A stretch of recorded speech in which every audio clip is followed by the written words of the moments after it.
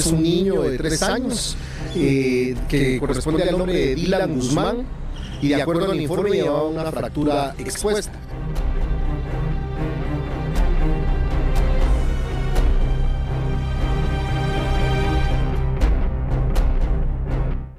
Estamos de vuelta para continuar conociendo más información.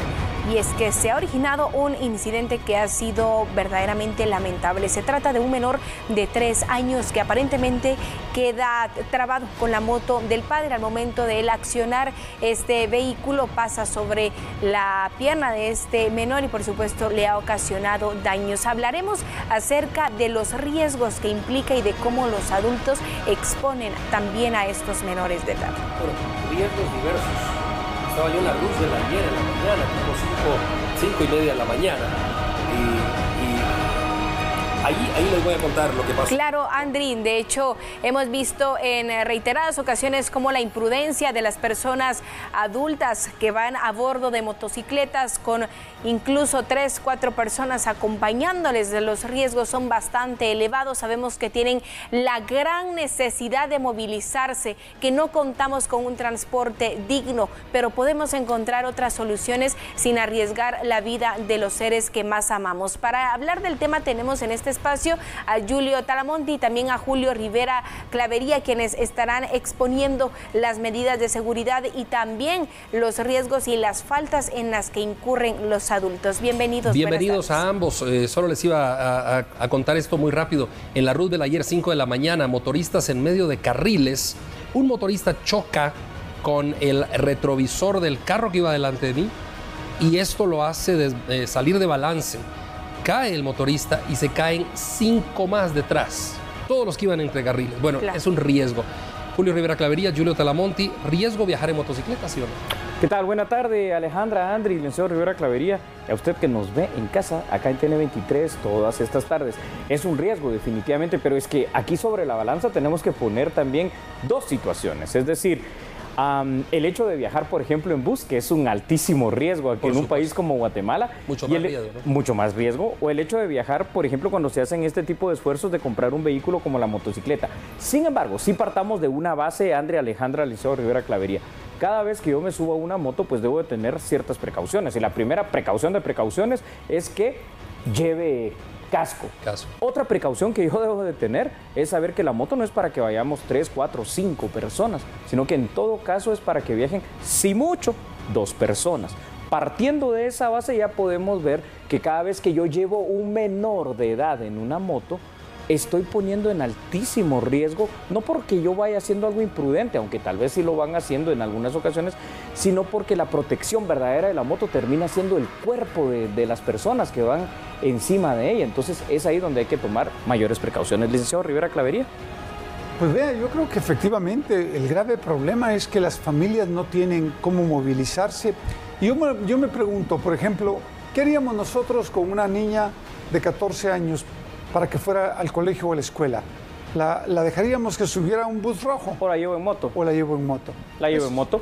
Entonces, yo estaba de viceministro cuando me tocó que ver ese tema de los chalecos y todo eso. Y yo les decía, miren, el problema es que la motocicleta es un medio de transporte de la familia en Guatemala. Correcto. No es de una persona, de la familia. Entonces, ¿qué hay que hacer? Posiblemente educar a la población regular, sí, y regular de otra manera. Pero que se pueda evitar, yo lo veo muy complicado y muy difícil. Por ejemplo, hoy en la mañana, como eso de las 6 de la mañana, yo también vi un padre que llevaba a su hija al colegio. Y me dio gusto, porque luego lo que estaba haciendo era protegiéndola para que esta niña de unos 14, 15 años no se suba a un bus. O sea, yo creo que hay que ponerla en el balance y entonces sí podemos hacer un análisis mucho más valedero. Pero que sean riesgos, ya lo sabemos. El tema de la seguridad y el tema económico en Guatemala hace que la moto haya crecido tanto como parque vehicular en cuanto a las que se tienen. Y es de verdad, Andrea, Alejandra, casi imposible decirle a la gente, no compre una moto si es lo que puede comprar y súbase un bus y no traslade o transporte de esa manera a otras personas. Pero lo que sí tenemos que entender, y ahí yo estoy completamente de acuerdo con lo que decía el licenciado Rivera Clavería, tenemos que ser mucho más cuidadosos, y esto ya va de parte de las autoridades de tránsito, Policía Nacional Civil y obviamente de las municipalidades a través de sus policías municipales también de tránsito, para el hecho de regular y sancionar sí de una manera muy dura y drástica, para que aprenda el guatemalteco al final de cuentas que viaje en moto, que si viaja sin casco habrá una multa, que si va zigzagueando entre carriles habrá una multa, y que si maneja de la manera también en que Andri de alguna manera lo describió, provocando otros incidentes, pues también habrán consecuencias. Claro, pero también habría que hacer énfasis y aclarar que la motocicleta está diseñada para trasladar a 2 personas, no para trasladar a 5 personas, incluso 6, como lo hemos visto en determinado momento, y es común verlo en las calles de la ciudad de Guatemala. Es común ver a estas familias completas a bordo de las motocicletas, con bebés, con niños, con la esposa, incluso con la suegra en la moto. ¿Se imaginan ustedes en qué momento? Y los incidentes, pues por supuesto que ocurren. No, yo estoy de acuerdo. Sí. Pero el problema es que la necesidad tiene carechucho. Literal.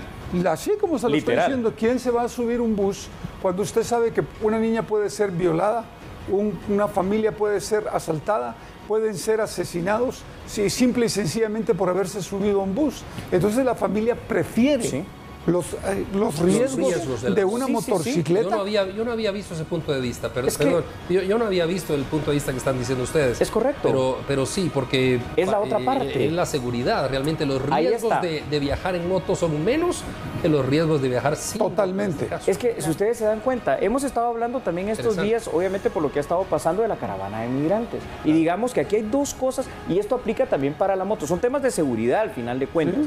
La pobreza, ¿verdad? O la falta de empleo y de oportunidades, aunado a la inseguridad o a la falta de seguridad, hace que estos fenómenos cada vez aumenten en demasía. El gran problema, Andri, Alejandra, el licenciado Rivera Clavería, que no solo para la moto, ni siquiera para los vehículos, las sanciones aquí en Guatemala no son tan estrictas en ese sentido, pero tampoco hay operativos constantes, continuos y permanentes que de verdad sancionen a las personas que incumplen con la ley y reglamento de tránsito, porque ahí sí se cumpliría que viaja 1 o 2 personas en moto, porque y ya no llevo esos 4 o 5. Solo déjeme acotar algo, yo sé que ustedes tenían algo que decir, pero por ejemplo en países de primer mundo, hablemos de Japón, hablemos de la misma China, de Shanghái, todas esas ciudades.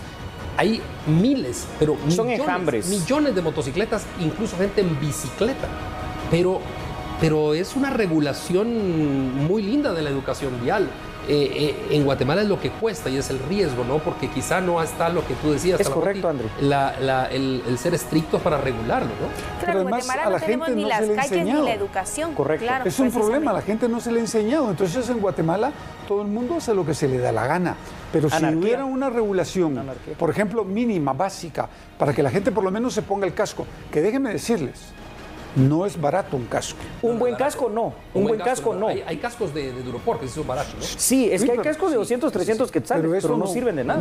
No le ayuda. Pasa de 1000 quetzales. Por eso le digo. Entonces, por ejemplo, ¿qué hace un padre de familia que gana 3,000 quetzales al mes, que tiene que darle mantenimiento a su moto, que tiene que comprar 4 cascos, y los 4 cascos o 3 cascos que le valen 3,000, 4,000 quetzales? ¿Cómo? Claro, es imposible. Es imposible. Es imposible totalmente. Para ejemplo, que se puede traer a colación perfectamente de lo que está diciendo el licenciado Rivera Clavería, pongamos el caso de más o menos, no sé, 2, 3 semanas atrás del grill que cayó de la moto, precisamente en función, y resultó que el casco no era de esa buena calidad, y cuando impacta con el filo de la acera, el casco se parte y el golpe lo lleva y fallece, es correcto. Claro. Pues entendamos esa situación, pero es una cuestión económica. Es un país muy pobre. Sí. Y miren, y por ejemplo los ejemplos son interesantes, porque mencionaron la China. La China hasta ahora está comenzando a evolucionar al vehículo, pero en la China toda la vida, o en Vietnam, todos esos lugares se utiliza mucho la motocicleta, o en Tailandia, y van 4 o 5 en la misma motocicleta. 4 o 5, es totalmente correcto. Eso es un problema que tenemos que ir mejorando también en Guatemala, pero es un problema que afecta especialmente por el tema de la pobreza. Y yo los quiero invitar a que vean los videos de cómo conducen en la India. En la India hay una cantidad de motos increíbles, en Bangladesh, en Nueva Delhi, en Calcuta, en otras ciudades, de lo que es ese casi subcontinente índico. Y es impresionante el desorden en que ellos manejan, se atraviesan como pueden, casi no hay... Pero dentro de ese caos han logrado mantener un orden bien establecido, porque ahí hay más motos, pasa lo de los celulares aquí en Guatemala, que habitantes, y sin embargo lo hacen bastante bien. Pero también la regulación es diferente. ¿Cómo habría que regular esta situación aquí en Guatemala entonces? ¿Cuál sería la forma correcta que se adapte también a las necesidades que en este caso tiene la población? Porque sabemos no todos tienen la condición económica ni de tener un vehículo, ni de tener los cascos, ni siquiera usar el transporte público es seguro, por lo tanto prefieren exponerse en la motocicleta. Entonces, ¿cómo se podría regularizar esta situación adaptándonos a la realidad del guatemalteco? Porque hay que hablar las cosas como son. Y esta es una realidad. Yo creo que lo primero es mejorar el transporte público, darle seguridad a las personas que se mueven en el transporte público, tanto urbano como extraurbano, y después empezar a hacer un proceso de educación y un proceso de mejora también de las condiciones de vida de la gente, porque el problema es de pobreza. Y entonces, si no se soluciona la pobreza... ¿Es difícil implementar en todo el transporte público un sistema de seguridad como el Transmetro? Pues, el Transmetro es súper seguro. Lo que pasa es que es bastante oneroso y tenemos que empezar a hacerlo. Yo creo que, y por eso lo hemos dicho aquí en este espacio, es un proceso. Pero ya vamos, ¿no? Este espacio es muy importante porque yo creo que la gente tal vez hoy pensaba que íbamos a decir, no, qué irresponsabilidad. Por supuesto que es una irresponsabilidad cuando van 4 o 5 en moto, sin casco y todo. Claro que lo es, no vamos a tapar eso no se puede negar. Pero es que es un problema de seguridad. Pero yo no había visto un problema de seguridad. Y me gustó, me fascinó, porque viendo de esa manera uno dice... Tiene razón, Guatemala es una realidad. Pongan la balanza, por favor, en casa. ¿Puedo irme en bus o mandar a mis hijos en bus o en una moto llevarme a mis 2 hijos a la escuela o al colegio? Me los llevo en moto. Por supuesto. Me los llevo en moto. Van no corren conmigo, van seguros. Claro, no corren el riesgo de una bala perdida, de un robo, de un asalto. El único riesgo es que lo puede aventar un carro. Que los atropellen. Un riesgo latente, por cierto. Sí, pero no es el riesgo de que lo asalten, de que le violen a una hija o de que lo asesinen por defender a sus menos, porque la motocicleta consume menos económica. Es correcto. Y pagar cuatro boletos de camioneta. Sí, pero Andrea Alejandra y el licenciado Rivera Clavería, entendiendo esa cuestión, sí tenemos que ser muy claros que hay que cumplir la ley y reglamento de tránsito. Claro, ya eso iba, que no porque comentemos en este espacio que es una realidad, es porque lo tengan que hacer y que sea correcto, no sino que eso. De momento se debe respetar con la normativa vigente, Exacto. con la legislación que está y adaptarse a la misma hasta que ella se adapte a las necesidades. Pero que no tal vez tenemos tiempo para comentar algo. Mire, yo estaba de viceministro cuando se puso en práctica la utilización de chalecos y yo me oponía completamente porque era un negocio sucio del Ministerio de Gobernación en ese momento. Pero el gran problema es que obligaban a que un piloto de una motocicleta comprara un chaleco que le costaba 250 quetzales sin ningún fin, sin ningún objetivo. Porque no iba a haber controles. Porque no hay controles. Al final, de todos modos, esa medida fue infuncional. Entonces, las medidas tienen que ser ajustadas a la realidad del país y a las necesidades de la gente. Pero usted no puede tomar una medida simple y sencillamente pensando de que la gente tiene los recursos que usted cree que tienen, porque la gente pasa penas y necesidades. Me encantó el tema y yo nunca había visto el punto de vista de ustedes y de verdad me encantó. Conclusiones. Empezamos con usted. Claro que sí.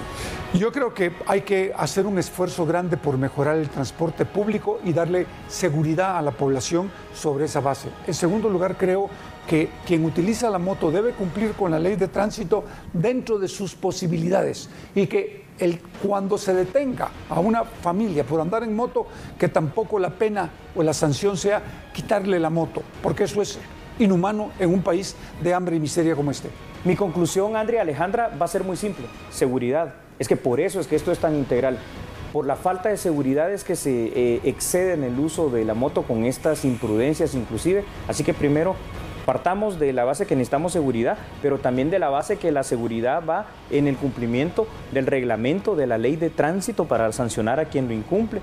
Y al final de cuentas también me quedo con la otra gran necesidad que usted mencionó, licenciado Rivera Clavería, mejorar ese sistema de transporte público tan infuncional y tan inseguro. Gracias a ambos por haber estado con nosotros esta tarde, por exponer este tema y nuevamente el llamado a los motoristas que nos están sintonizando a cumplir y a respetar la ley que actualmente se encuentra vigente para evitar incurrir en ilegalidades y por supuesto en multas. Muy bonito tema, bonito. Gracias, estimados analistas, por habernos acompañado y por haberlo planteado de esa manera.